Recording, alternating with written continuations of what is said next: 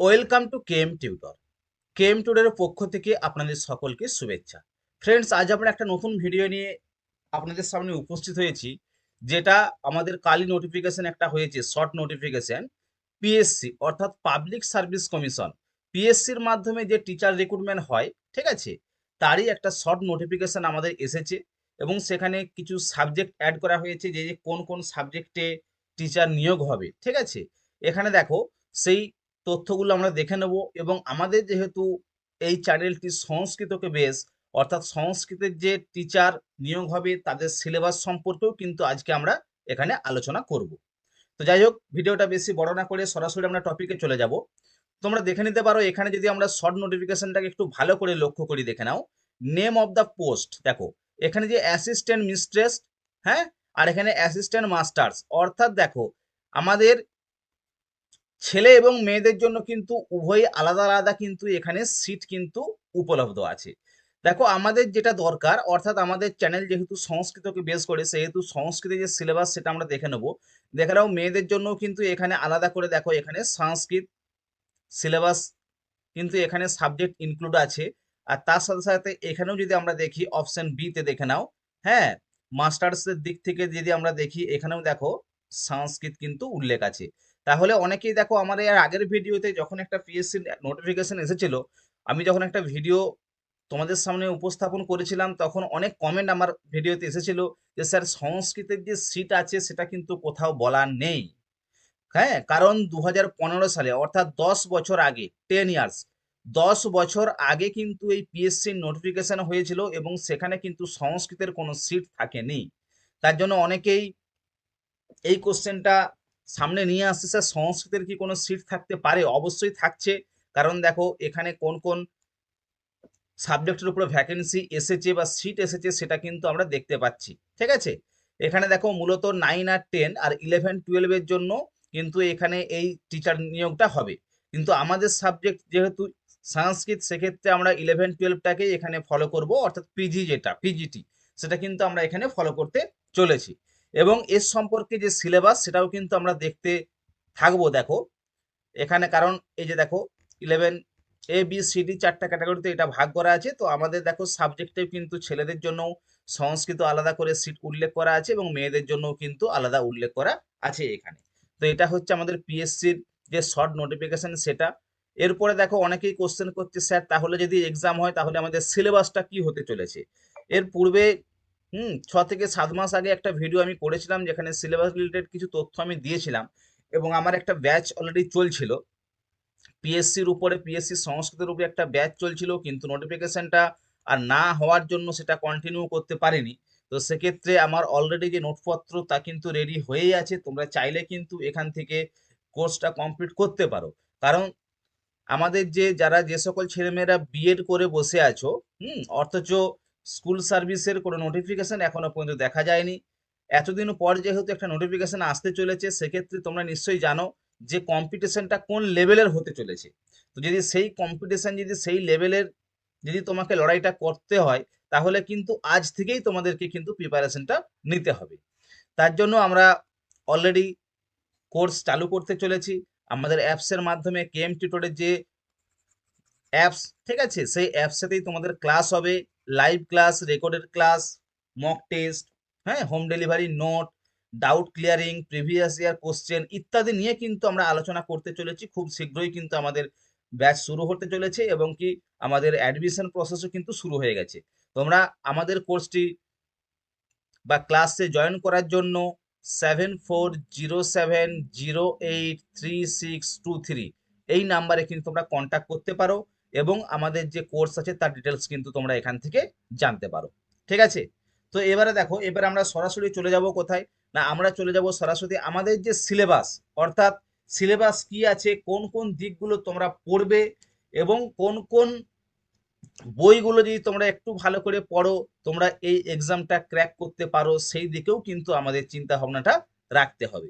তো দেখো, আমরা যদি সিলেবাসে চলে যাই সরাসরি, দেখো ডাব্লিউবিপিএসসি, ঠিক আছে, ডাব্লিউবিপিএসসি যে সংস্কৃত, সেই সংস্কৃতের সিলেবাসটাকে কিন্তু এখানে 5টি ক্যাটাগরিতে ভাগ করেছে। কতগুলো না, 5টা ক্যাটাগরিতে কিন্তু এখানে ভাগ করেছে, ঠিক আছে। দেখে নিতে পারো তোমরা। সংস্কৃতে দেখো, এখানে সংস্কৃত টেক্সট অর্থাৎ কি কি টেক্সটগুলো আমাদেরকে পড়তে হবে, জাস্ট প্রাথমিক একটা ধারণা থাকলেই হবে। দেখো 1 নম্বর দিয়ে সাংমান্য সূত্রম বা সংজ্ঞান সূত্র এটাকে বলা হয়ে থাকে, ঠিক আছে। সাংমান্য সূত্রম বা সংজ্ঞান সূত্র কিন্তু এটাকে বলা হয়ে থাকে। তৈতরীয় উপনিষদের শিক্ষাবল্লী অর্থাৎ তৈতরীয় উপনিষদে যে 3টি বল্লী পাওয়া যায়, ঠিক আছে, তার মধ্যে শিক্ষাবল্লীটা কিন্তু আমাদের এখানে পাঠ্য। অভিজ্ঞান শকুন্তলম, দেখো অভিজ্ঞান শকুন্তলম পুরোটা পাঠ্য হলেও আমাদের চতুর্থ অঙ্কটা কিন্তু এখান থেকে খুবই গুরুত্বপূর্ণ। তাদের প্রাথমিক ধারণা পুরো অভিজ্ঞান শকুন্তলম থেকে আমরা নিতে পারি, কিন্তু অভিজ্ঞান শকুন্তলমের চতুর্থ অঙ্কটা কিন্তু আমাদেরকে ডিটেলসে পড়তে হবে। কারণ এর আগেও যে এক্সামগুলো হয়েছে অভিজ্ঞান শকুন্তলম থেকে কোশ্চেন বেশিরভাগ চতুর্থ অঙ্ক থেকে আসে। কারণ আমরা নিশ্চয়ই জানি যে আমাদেরকে আগে কিন্তু এই যে আমাদের স্কুলের পাঠ্য কিন্তু হিসাবে কিন্তু অভিজ্ঞান শকুন্তলমের চতুর্থ অঙ্কটা কিন্তু থাকতো, সেই জন্য এটাই কিন্তু আমাদের সিলেবাসে রাখা হয়েছে।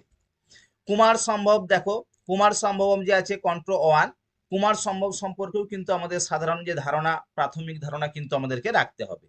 বর্ষ বর্ণনম কিষ্কিন্ধা কাণ্ড, অর্থাৎ দেখো বর্ষ বর্ণনম বলতে আমাদের যে রামায়ণের যে কিষ্কিন্ধা কাণ্ড আছে তার মধ্যে যে বর্ষা বর্ণনম বলে একটা পাঠ্য আমাদের ওখানে আছে, সেটা কিন্তু আমাদের পাঠ্য যারা 2011-12 সালে বা তার আগে বা পূর্বে যারা অলরেডি এই বর্ষা বর্ণনম বা যা এইচএস লেভেলের কিন্তু সিলেবাস হিসেবে ছিল তারা কিন্তু ওখান থেকে এটা অনেকটা বেনিফিট পেতে পারে এটা, ঠিক আছে। শ্রীমদ ভগবত গীতা, দেখো শ্রীমদ ভগবত গীতারও কিছুটা অধ্যায় আমাদেরকে পড়তে হবে। আর দশকুমার চরিত্রের রাজবাহন চরিত্রটাও কিন্তু আমাদের কয়েকটা অধ্যায় পড়তে হবে। তাহলে দেখো 5টা যে অধ্যায়ের সিলেবাসটাকে বিভক্ত করা হয়েছে তার মধ্যে প্রথম যে অধ্যায়, হ্যাঁ, সংস্কৃতের যে সাধারণ বা প্রাথমিক টেক্সটে যে ধারণা, তার মধ্যে 6টা তথ্য কিন্তু এখানে আমাদেরকে সিলেবাসে উল্লেখ করেছে, যেটা আমরা পুঙ্খানুপুঙ্খ রূপে পড়বো। হ্যাঁ, সেই তথ্যগুলো কিন্তু আমাদেরকে এখানে 7টা তথ্য এখানে আছে, সেই পুঙ্খানুপুঙ্খভাবে সেই তথ্যগুলো আমরা পড়বো এবং আমাদের সিলেবাসটা কিন্তু আমরা সেই লেভেলের কিন্তু আমাদেরকে পড়তে হবে, কারণ কম্পিটিশনটা কিন্তু অতি সহজ হবে না, কারণ কম্পিটিশন খুব কঠিন হতে চলেছে এখানে। আর আশা করি যে সিট বেশি সংখ্যক সিট থাকবে তাও কিন্তু নয়, কারণ আমরা নিশ্চয়ই জানি সংস্কৃত সিট কিন্তু আমাদের স্কুলের ক্ষেত্রে বা কলেজের ক্ষেত্রে খুব একটা থাকে না। তো সেই জন্য আমাদেরকে কিন্তু সেই লড়াইটা লড়ার জন্য কিন্তু প্রিপারেশন আজ থেকেই কিন্তু আমাদেরকে নিতে হবে। দেখো তাহলে যেহেতু বিএড করে আমরা বহুদিন বসে আছি, শুধু তুমি নয় তোমার মতো হাজার হাজার প্রার্থী বিএড করে বসে আছে, সেক্ষেত্রে প্রত্যেকেই কিন্তু এই লড়াইটা সেইভাবেই লড়বে। তাই তোমরা যত সম্ভব তাড়াতাড়ি তোমরা নিজেদের কোর্সকে সম্পূর্ণ করো বা সিলেবাস ভিত্তিক ধরে তোমরা পড়াশোনাটা শুরু করে দাও, ঠিক আছে। তারপরে দেখো পরবর্তী যেটা আসছে 2 নম্বর যে টপিক, দেখো আমাদের সিলেবাসের মধ্যে অলংকার অ্যান্ড ছন্দ, অর্থাৎ 2 নম্বর টপিকের মধ্যে অলংকার আর ছন্দ। অলংকার থেকে কি কি বলেছে এখানে দেখে নেবো আমরা একটু। দেখো এখানে বলেছে সাহিত্য দর্পণম, 1 নম্বর দেখো সাহিত্য দর্পণম 10ম অধ্যায়, যেটা বিভাবনা বিশেষোক্তি পর্যন্ত, অর্থাৎ সাহিত্য দর্পণে যে 10টি পরিচ্ছেদ আছে, ঠিক আছে, সেই 10টি পরিচ্ছেদের মধ্যে 10ম যে পরিচ্ছেদ, সেই পরিচ্ছেদের মধ্যে বিভাবনা বিশেষোক্তি অলংকার পর্যন্ত কিন্তু আমাদের পাঠ্য থাকবে। এই বিশেষোক্তি বা বিভাবনা অলংকার পর্যন্ত আমরা কিন্তু এখানে পড়াশোনাটা করব। আর 2 নম্বরে দেখো টপিকে ছন্দ কি বলে, শুধুমাত্র সমবৃত্ত ছন্দ। হুম, সমবৃত্ত ছন্দ কিন্তু আমাদেরকে এখানে পড়তে হবে। 3 নম্বর টপিকে যদি আমরা যাই, দেখো history of Sanskrit literature. History of Sanskrit লিটারেচারের মধ্যে কি কি পড়বো, দেখো বৈদিক সাহিত্য, সংহিতা, ব্রাহ্মণ, আরণ্যক, উপনিষদ এবং বেদাঙ্গ। অর্থাৎ দেখবি আমার বেদদর্পণ বলে একটি বই কিন্তু আমি পাবলিশ করেছিলাম, যেটা এনটিএ ইউজিসি নেটকে বেস করে এবং এসএসসি পিএসসি সকল পরীক্ষার জন্য যেটা কিন্তু তোমাদের দরকার, সেই বইটা কিন্তু তোমরা এখান থেকে ক্রয় করে নিতে পারো। হ্যাঁ, সেটা যদি তোমরা এখান থেকে পড়ে নাও তাহলে সংহিতা, ব্রাহ্মণ, আরণ্যক, উপনিষদ, বেদাঙ্গ এখান থেকে যে কোশ্চেনগুলো আসবে সেগুলো কিন্তু তোমরা পুঙ্খানুপুঙ্খ রূপে করতে পারবে। কারণ সংহিতা বলতে দেখো ঋক, সাম, যজু, অথর্ব 4টা বেদ সম্পর্কে তোমাকে এখানে পড়তে হবে। হুম, তাদের ব্রাহ্মণ সম্পর্কে জানতে হবে, আরণ্যক গ্রন্থগুলো দেখতে হবে, উপনিষদের সামান্য তথ্য তোমাকে সংগ্রহ করতে হবে এবং বেদাঙ্গে যে 6টি অঙ্গ সেগুলোও কিন্তু আমাদের দেখতে হবে। এবং তার সাথে সাথে দেখো আমাদের বেদাঙ্গের মধ্যে এই ছন্দ ওখানে পাবো। হ্যাঁ, যে লৌকিক বৈদিক ছন্দ, 26 প্রকারের ছন্দ, কতগুলো কি অক্ষর আছে, পুরো ডিটেলসে কিন্তু তোমরা এখান থেকে পেতে চলেছো। হ্যাঁ, আর আমাদের ব্যাচ কিন্তু আমি আগেই বললাম যে আমাদের ব্যাচ কিন্তু রিসেন্ট শুরু হতে চলেছে, তোমরা চাইলে কিন্তু আমাদের ব্যাচে অংশগ্রহণ করতে পারো, ঠিক আছে।